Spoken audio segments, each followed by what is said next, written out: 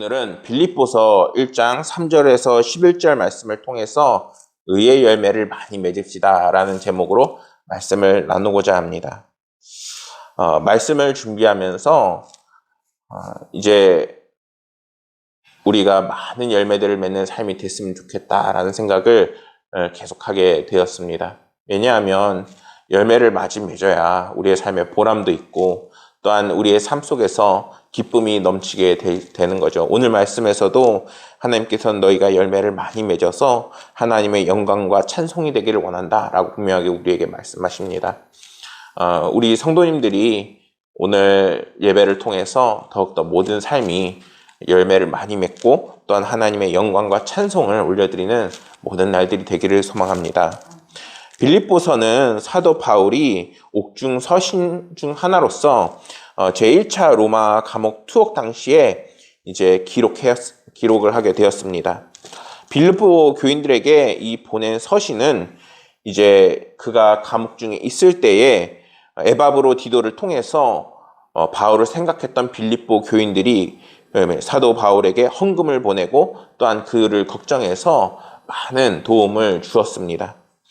근데 이제 그런 상황에서 이제 사도 바울은 빌립보 교인들에게 감사함과 그리고 그들이 자신으로 인해서 걱정하고 근심하고 있는 것을 이제 격려하고 위로하고 그리고 그들에게 그리스도인으로서 오히려 이렇게 살아야 할 교훈들을 알려주는 그러한 말씀이 바로 빌립보의 말씀입니다. 우리가 삶을 살면서 모든 상황 속에서 정말 어려운 상황을 만나지만 그 상황을 통해서 오히려 주님께 감사하고 또한 그들을 위해서 기도하고 또한 나 중심이 아니라 하나님께서 보시기에 기쁨이 되는 삶을 사는 것이 정말 쉽지가 않습니다. 그런데 사도 바울은 우리가 성경을 통해서 예수 그리스도를 믿는 성도들이라면은 그런 어려운 길을 가야 한다고 우리에게 삶의 길을 제시하고 있는 것이죠. 3절과 4절 말씀을 보면은 사도 바울은 자신이 빌립보 교회를 위해 늘 간구하고 있다는 것을 먼저 본을 보이게 됩니다. 이 말은 사도 바울이 비록 감옥에서 갇혀 있지만 그럼에도 불구하고 마음으로 늘 빌립보 교회를 생각하고 그들을 위해 간절히 기도한다는 것입니다. 그러나 방금 얘기했듯이 그는 감옥에 갇혀 있는 상황이었어요. 그 상황에서 어떻게 다른 사람을 위로하고 기도할 수 있을까요? 사실 쉽지가 않은 겁니다. 우리에게는 조그만한 작은 어려움이 생겨도 그 일에 집중하게 되어 있지 오히려 다른 사람을 위해 기도하는 것이 사람으로서는 정말 쉽지 않은 것이죠. 그는 로마 감옥에 갇혀서 여러 가지 불편함을 겪고 있지만 그럼에도 불구하고 걱정과 근심할 수밖에 없는 그런 처지를 이제는 바라보는 것이 아니라 오히려 자신을 위해 기도해주고 있는 빌립보 교인들의 그 기도를 또한 찾아옴을 도움을 이제는 오히려 감사하고 그들을 격려하고 있는 것입니다. 한마디로 힘든 사람이 다른 사람들을 더 격려하는 거예요. 할머니의 털장갑이라는 글을 보게 되었는데 어느 요양시설에 한 사회복지사가 근무하던 그 이야기를 적게 되는 글입니다. 세상에 쉬운 일은 없지만 도움이 필요한 어느 어르신들이 자꾸 늘 자신들을 통해서 도움을 받고 있었는데 그러한 노인들이 많아지니까 쉴 수 있는 날짜가 별로 없었던 겁니다. 어느 겨울에 연휴를 포함해서 3일을 쉴 수 있게 되자 이 사회복지사는 푹 쉬면서 다시 몸과 마음을 다잡았다고 합니다. 그러면서 그녀가 하는 그 시설에 이제 한 노인분이 계셨는데 이 할머니가 이 사회복지사님을 정말 좋아하는 거예요. 항상 반겨주시고 또한 노안이 있지만 그럼에도 불구하고 일어나서 맞아주시고 그리고 또한 따뜻하게 딸처럼 대해주신 겁니다. 그러던 며칠이 지나고 나서 이제 보게 되는 것인데 갑자기 왜 이제 왔냐고 이야기하면서 반갑게 맞아주시면서 그 한겨울에 추울 때 일하는 이제 사회복지사의 그 모습을 봤던 건지 그 사회복지사한테 털장갑을 주는 겁니다. 그 할머니가 이렇게 얘기합니다. 내가 얼마나 기다렸는데 이제 왔어. 아무 말 말고 이거 한번 끼워봐. 이렇게 이야기를 합니다. 그러자 할머니를 향해서 이 사회복지사가 이야기합니다. 할머니, 이거 생신 선물로 받은 거잖아요. 할머니 이름까지 미싱으로 작업해서 붙였는데 이걸 제가 미안해서 어떻게 했어요? 이렇게 이야기를 하는 겁니다. 할머니는 거절하는 그녀에게 오히려 인자한 표정으로 다시 이야기합니다. 종일 방에 있는 사람이 무슨 장갑이 무슨 소용이야. 오히려 추운데 돌아다니는 젊은 사람 손이 예쁘고 따뜻해야지. 이러면서 그 이름표를 제거하고 장갑을 줬다는 것입니다. 이 장갑을 받은 이 사회복지사가 이런 생각을 했대요. 좀 촘촘하게 박혀있던 자기의 이름이 있었는데 그거를 다 띄고 오히려 이 사회복지사의 이름을 오히려 꿰매서 준 겁니다. 눈도 잘 보이지 않고 노안도 있어서 정말 힘들었을 텐데 오히려 이러한 친절이 자신의 마음을 더 따뜻하게 했다는 겁니다. 이 이야기 밑에 이러한 명언이 있습니다. J.F. 카네기의 조그만한 친절이 한마디의 사랑의 말이 저 위에 하늘나라처럼 이 땅을 즐거운 곳으로 만든다. 이렇게 이러한 명언이 있습니다. 오늘 말씀에서도 사도 바울이 자신의 상황이 더 어려움에도 불구하고 오히려 빌립보 교인들을 향해서 나로 인해 걱정하지 말고 근심하지 말고 지금처럼 기도해주고 너희들이 나에게 준 사랑과 은혜, 하나님께서 주신 은혜를 내가 정말 그걸로 인해서 행복함을 누리고 있다는 것을 지금 함께 나누고 있는 것입니다. 오늘 말씀에서 사도 바울이 빌립보 교인들을 위해서 4절 말씀처럼 이렇게 이야기합니다. 간구할 때마다 너희를 위하여 기쁨으로 항상 간구함은. 이 간구한다는 것은 먼저 주님 안에서 우리가 한마음 한뜻이 되었다는 것입니다. 그리고 하나님이 말씀하신 사랑의 열매를 우리가 지금 맺어가는 그런 공동체라는 것이죠. 마태복음 10장 13절에 이러한 말씀이 있습니다. 그 집이 이에 합당하면 너희 빈 평안이 거기 임할 것이요 만일 합당하지 아니하면 그 평안이 너희에게 돌아올 것이니라.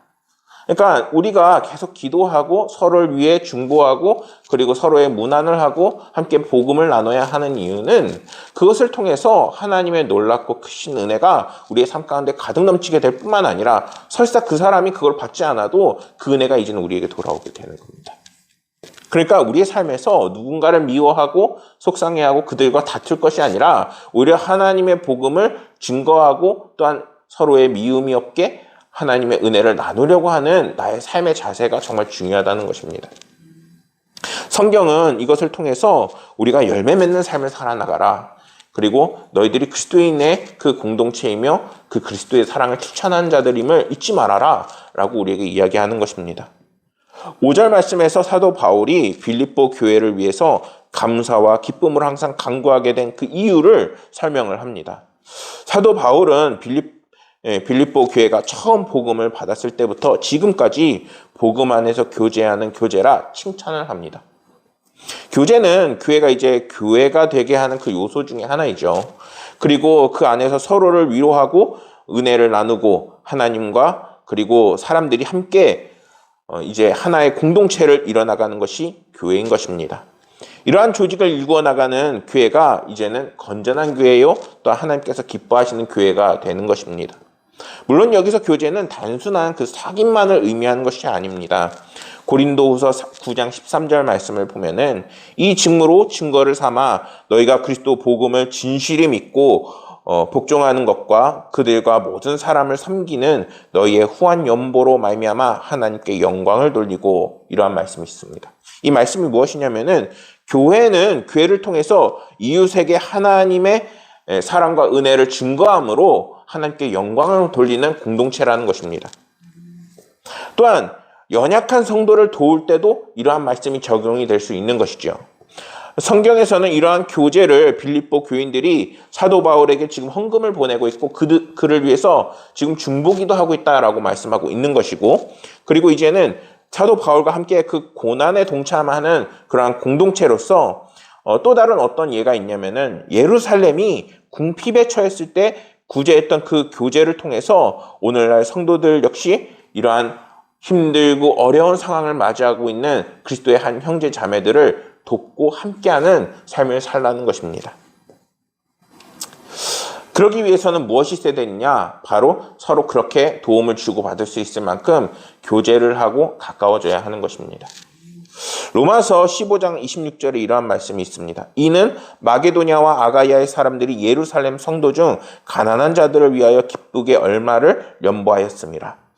방금 위의 말씀과도 이어지는 말씀인 거죠. 바로 예루살렘에 극심한 가뭄이 들었을 때 그 교회를 살리기 위해서 그곳에 있는 성도들을 위해서 다른 여러 교회들에서 그 사랑을 실천했다는 것입니다. 이것은 단순히 우리가 물질을 보내줬다 이런 것이 아닌 거예요.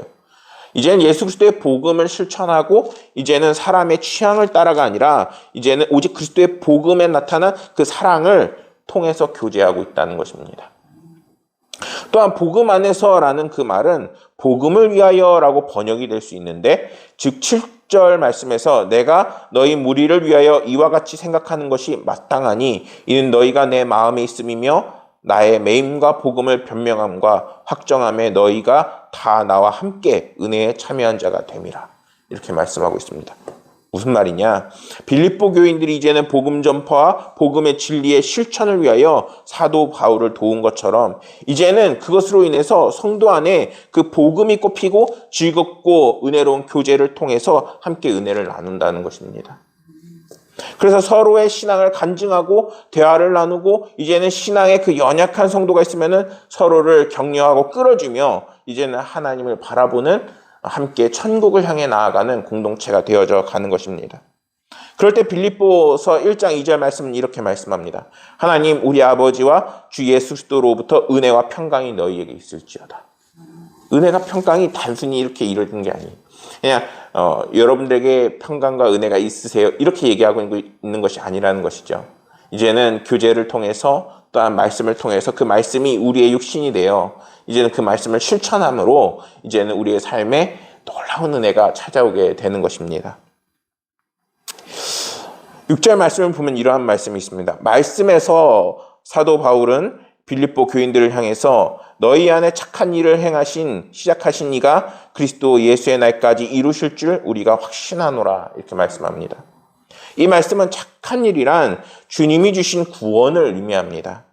그래서 본질적인 의미는 빌립보 성도들의 그 구원을 이루기 시작하신 하나님께서 마침내 그리스도의 날에 이르는 그 완성을 향해서 나아가는 그러한 과정이라는 것이죠. 그런데 그 과정을 빌립보 교인들만 할 수 있을까요? 불가능하죠. 빌립보 교인들에게 복음을 증거한 사도 바울을 통해서 하고 있는 거예요. 또 반대로 사도 바울 혼자 할 수 있을까요? 불가능합니다. 사도 바울이 빌립보 교인들에게 기도하고 교훈하고 가르치고 함께하면서 성령과 그 은혜를 나누면서 지금 가고 있는 것을 우리에게 보여주고 있는 겁니다. 그럼 다른 교회들은 또 어떨까요? 아까 예루살렘 교회 예를 든 것처럼 서로를 중보하고 도우면서 함께 나아가고 있는 것입니다. 사실 생각보다 오늘날 현대 사람들은 굉장히 똑똑하고 능력이 많아요. 특히 한국 사람들은 더한 것 같습니다. 한국 사람이 얼마나 대단한지는 우리가 인터넷만 봐도 알아요. 그런데 중요한 것은 우리가 그러한 뛰어남과 능력으로는 하나님께서 원하시는 천국의 그 삶의 완성까지는 스스로 갈 수가 없다는 것입니다. 그럼 어떻게 해야 할까요? 좀 더 교회 안으로, 좀 더 말씀 속으로, 좀 더 복음을 실천해서 이제는 우리가 함께 공동체를 이뤄나가는 그런 과정을 통해서 점점 더 주님께서 기뻐하시는 삶 그리고 주님께 나아가는 천국으로 나아가는 그러한 교회와 공동체가 되어야 하는 것입니다. 사도 바울은 9절과 11절 말씀을 통해서 빌립보 교회 성도들의 영적 성숙을 위한 중보 기도를 합니다. 9절 말씀에서 사도 바울은 빌립보 교인들의 사랑이 풍성해지기를 기도합니다. 주님은 말세가 될수록 사랑이 식어질 것이라 우리에게 말씀하셨습니다. 여러분들 마음속에는 주님이 주시는 그 사랑이 가득 넘치시는지요? 그 사랑이 우리 가운데 가득 넘치게 되면은 기쁨이 멈추지 않게 되는 것입니다. 이러한 때에 우리 성도들은 교회 안에서 사랑이 풍성해지도록 간구하고 노력해야 합니다. 그러면 교회가 어떻게 이러한 풍성한 사랑과 은혜를 나누는 교회가 될 수 있을까요? 사도 바울은 먼저 지식이 풍성해지도록 지금 기도하고 있는 것을 볼 수 있습니다. 이 지식은 바로 예수 그리스도의 지식입니다. 하나님에 대한 지식이죠. 성도들이 성령과 말씀을 통해서 하나님의 사랑을 더욱 깨달아갈 때에 우리 역시 그 사랑을 실천하는 삶이 되어지게 되는 것입니다. 다음으로 사도 바울은 총명해지기를 기도합니다. 이 총명이라는 것은 이제는 그리스도인으로 삶을 살아나갈 때 우리가 분별력 있는 삶을 살아야 한다는 것입니다. 사도 바울은 먼저 빌립보 교인들이 지극히 선한 것을 분별할 수 있게 되기를 바랬습니다. 여기서 지극히 선한 것이란 최선의 것을 말하는 것입니다. 그리고 분별하다는 말은 시험하여 증명하다는 뜻이 담겨져 있는 것이죠. 그래서 지극히 선한 것을 분별하길 원하신다는 말은 최선을 다하여 이제는 분별하여 우리가 하나님의 말씀대로 살아나가는 것입니다. 그래서 이제는 사도 바울은 빌립보 교인들이 이러한 하나님의 말씀대로 살아나가고 그 말씀 앞에 서는 삶을 살기를 원했던 것입니다. 사랑하는 여러분, 우리의 삶이 이제는 더욱더 주님의 말씀이 비추는 그 빛으로 들어가길 소망합니다. 이것이 이제는 교회가 가져야 하는 모습이고 우리의 공동체가 가져야 하는 모습이고 그리고 우리의 삶을 이끌어 나가는 그러한 지표가 되는 것입니다. 물론 흠이 없는 교회가 없습니다. 에베소서 5장 27절 말씀을 보면은 자기 앞에 영광스러운 교회로 세우사 티나 주름 잡힌 것이나 이러한 것들이 없이 거룩하고 흠없게 하려 하심이라 이렇게 말씀합니다. 그러니까 애초에 우리가 흠이 많고 또한 실수가 많고 그리고 잘못된 것이 많이 있다는 거예요. 그런데 하나님께서는 우리가 말씀 앞에 조금 더 나아가고 말씀대로 살아나가려고 할 때 우리의 삶을 조금씩 이제는 흠없게 변하게 하신다는 것입니다. 공적 예배가 삶의 예배로 있게 하라 라는 글이 있습니다. 그러므로 형제들아 내가 그 하나님의 모든 자비하심을 너희를 권하노니 너희 몸을 하나님의 기뻐하시는 거룩한 산 제물로 드리라. 이는 너희가 드릴 영적 예배니라. 로마서 12장 1절 말씀이 있습니다. 인생의 모든 변화는 예배의 회복으로부터 시작이 됩니다. 공적 예배의 회복이 없는 개인의 삶의 회복이란 있을 수 없습니다. 또한 공적 예배의 은혜는 삶의 예배로 이어져야 합니다. 영적 예배라는 단어는 이성적인 논리적인이라는 의미가 있는데 하나님께 우리의 삶을 드리는 것이 가장 이치에 맞는 합당한 삶이라고 말합니다. 1절 시작하는 그러므로라는 로마서 1장에서 11절 전부를 요약하는 말이라 할 수 있습니다. 그 내용은 복음이란 무엇인가 라는 것에 대한 것입니다. 결국 우리가 예수님께 우리의 죄를 위해 죽으셨다는 복음의 내용을 바르게 알면 하나님께 자신의 삶을 드리는 것이 가장 합당하고 이성적인 삶이라는 것을 알게 됩니다. 인생을 가장 합리적으로 사는 방법은 복음이 무엇인지 바르게 알고 복음의 감격을 따라 자신의 인생을 하나님께 드리는 삶의 예배자로 살아나가는 것입니다. 라는 그 글입니다. 사랑하는 여러분, 우리가 여기에서는 우리의 삶이 이제는 예배를 통해서 그리고 하나님을 통해서 우리의 삶이 이제는 예배가 되는 삶을 살아야 한다라고 분명하게 얘기합니다.